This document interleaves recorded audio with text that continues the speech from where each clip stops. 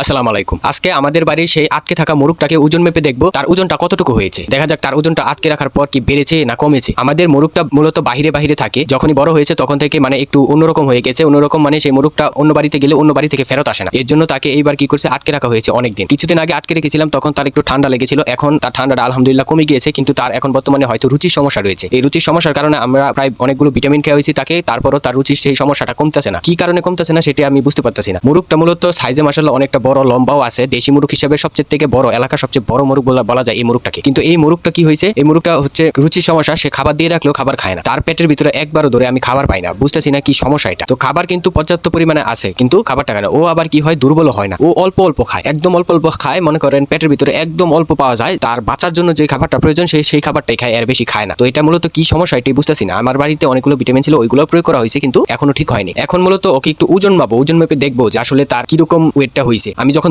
ধরার পরে দেখলাম যে মাশাআল্লাহ ওর ওয়েটটা আমি ভালোই বোঝা যাচ্ছে। খাবার না খাওয়া অনুযায়ী বা তার যে লম্বা চড়া, এই লম্বা অনুযায়ী কিন্তু তার ওজনটা মাশাআল্লাহ ঠিক আছে, বয়স অনুযায়ী ঠিক আছে। কিন্তু সে যদি খাবারটা খেত তখন ওর ওজনটা প্রায় মনে হয় 2 কেজি ওভার হতো, কিন্তু ওর সেরকম ভাবে রুচি নেই। এখন ওকে আমাকে কি করতে হবে, ওজন মাপতে হবে। এর জন্য আমাকে সর্বপ্রথম এভাবে তো এটাতে ওজন মাপা যায় না, অনেকে এই মেশিনটা জানেন। এই মেশিনটাতে ওজন মাপতে গেলে একটা কারা আছে, সেই কারার ভিতরে বাজাইতে হয়। এর জন্য আমি সহজে একটা ব্যাগ নিয়ে নিলাম। ব্যাগে নেওয়ার পরে দেখেন কতটুকু ছটফট করতেছে। তো ব্যাগে নেওয়ার পরে ও ছটফট থামাতে প্রায় আমার অনেকক্ষণ সময় লাগছে, যাতে ও স্থির হয়। স্থির না হলে কিন্তু মেশিনে উঠে না, লড়াচড়া করে, মানে মাপটা ঠিক মতো উঠে না আর কি। তো গ্রাম একটু লড়াচড়া করে, এর জন্য আমি তাকে স্থির করে তারপর আস্তে করে মাপা শুরু করলাম। যাই হোক মাশাআল্লাহ দেখেন 1 কেজি 395 গ্রাম, মাশাআল্লাহ কত সুন্দর একটা ওজন পেয়েছি। কিন্তু ও যদি খেত, আমি বলছিলাম না যে 2 কেজির ওভার হবে, 2 কেজির ওভার হতো, কিন্তু ওর রুচিটা নাই। ওর ভিতরে কি বেশিরভাগ তেল হয়ে গেছে নাকি সেটাই আমি বুঝতেছি না। এখন আমি আরো একবার মাপবো, মাপার পরে তার ওজনটা পুরোপুরি স্থির করবো, কারণ ও কিন্তু লড়াচড়া করতেছে। এর জন্য হয়তো একটু কয়েক গ্রাম একটু কম বেশি হতে পারে। যখন আরেকবার মাপলাম তখন 1 কেজি 385 গ্রাম হয়েছে। এখন 1 কেজি 385 গ্রাম হয়েছে। আবার যখন মাপলাম তখন 1 কেজি 390 গ্রাম, মানে এরকম 95 থেকে 85, 85 থেকে 95 এর ভিতরেই কিন্তু থাকে।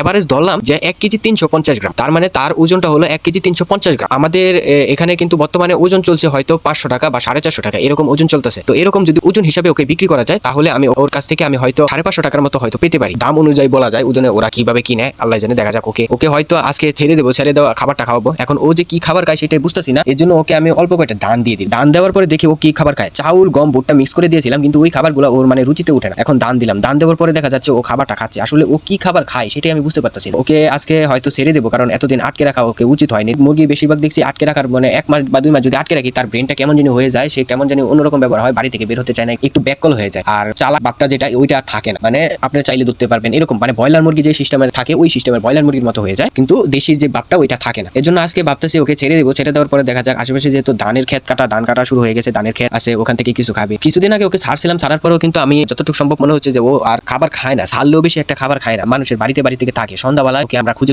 আনতে হয়। এটা একটা পর্যাপ্ত পরিমাণের প্যারা হতে পারে আমাদের জন্য, প্যারা হয়ে যায়। এর জন্য আমি ওর ওজনটা বাড়ানোর চেষ্টা করতেছিলাম, কিন্তু ওজনটা ওর বাড়তেছে না। আটকে রাখার পর ও খাবারই খায় না। ছাড়লে অল্প কয়টা খাবার খায়, খাবারটা ওর জন্য মানে যতটুকু তার প্রয়োজন অতটুকু খাবার খায়, এর বেশি খাবার খায়। আবার আরেকটা সমস্যা আছে মানুষের বাড়িতে গিয়ে থাকা, এই সমস্যাটার কারণে একটু সমস্যা। যাই হোক, আমাদের বাড়িতে এখন 3টা মুরগ আছে। আজকে ওকে ছাড়বো, ছাড়ার পরে দেখা যাক ওকে ঘরের ভিতরে রাখবো, কারণ এখন বর্তমানে খোয়ার যেটা ছিল আপনাদেরকে দেখিয়েছিলাম, এই খোয়ারের ভিতরে কিন্তু আমি আর মুরগ রাখি না। মুরগ আমি ঘরের ভিতরে সবগুলো মুরগি সবগুলো একসাথে নিয়ে গেছি ঘরের ভিতরে, কারণ খোয়ারের ভিতরে রাখলে কি হয়, অল্প জায়গা, ড্রপিংটা নিচে থাকে, ড্রপিং এর উপর দাঁড়িয়ে থাকে, ওইখান থেকে গ্যাস উৎপন্ন হয়। গ্যাসের কারণে হয়তো কিছু ভাইরাসের সমস্যা হতে পারে, ঠান্ডা লাগে বা বিভিন্ন রোগ জীবাণু হয়। এর জন্য আমি ঘরে নিয়ে গেছি। ঘরের ভিতরে তো বাঁশ টাঙিয়ে দিয়েছি, ড্রপিং এর উপর থাকতে হয় না। ওরা কি করে, একটা খাঁচা দেওয়া আছে বা বাঁশ দেওয়া আছে, বাঁশের উপর সিরিয়াল বাই সিরিয়াল ওরা বসে থাকে। আলহামদুলিল্লাহ ঘরের ভিতরে দিয়েছি, যাতে ওরা সুস্থ সবল একটু থাকতে পারে, সুন্দরভাবে থাকতে পারে, অক্সিজেনটা ভালোভাবে পায়। আমাদের ঘরটা তো মাশাআল্লাহ অনেক লম্বা। এই ঘরের ভিতরে কিন্তু এখন আর 2টা সিস্টেম করেছে, একটা হচ্ছে কবুতরের জন্য, আরেকটা হচ্ছে মুরগির জন্য। মুরগি থাকবে মুরগির জায়গায়, কবুতর থাকবে কবুতরের জায়গায়। হ্যাঁ, এর জন্য আমাদের ঘরটাকে আরো সুন্দরভাবে সাজাতে হবে। আমাদের ঘরটাকে সাজাবো, তারপর আস্তে আস্তে করে সব সেটআপ করতে হবে। এখন মুরগটাকে আমরা ছেড়ে দেবো। এই যে দেখেন মাশাআল্লাহ, ছেড়ে দেওয়ার পরে ওর একটা রিঅ্যাকশনটা দেখেন, যে অনেকদিন পর ছাড়া পরে ও মাটি খাওয়া শুরু করে দিয়েছে। অনেকদিন পরে ছাড়া পেলো, একটু লাড়াচাড়া দিবে, একটু মানে বাঘ দিবে, উড়াল পারবে, এরকম অবস্থা করবে। তারপর দেখেন ছাড়ার পরে কিন্তু ও বাইরে যাচ্ছে না, কেমন জানি হয়ে যায়, ব্রয়লার মুরগির মতো হয়ে গেছে। দেখেন মাশাআল্লাহ, কিন্তু এইরকম সাইজের মুরগ, দেশি মুরগ কিন্তু খুব কমই পাওয়া যায়। সবাই একটু দোয়া করবেন এই মুরগটা যাতে সুন্দর সবলভাবে বাড়িতে আসতে পারে, ব্যাক করলে মানে না করে। ও কিন্তু মানুষের বাড়ি থেকে সন্ধ্যাবেলা বসে থাকে, এটাই হচ্ছে যত সমস্যা।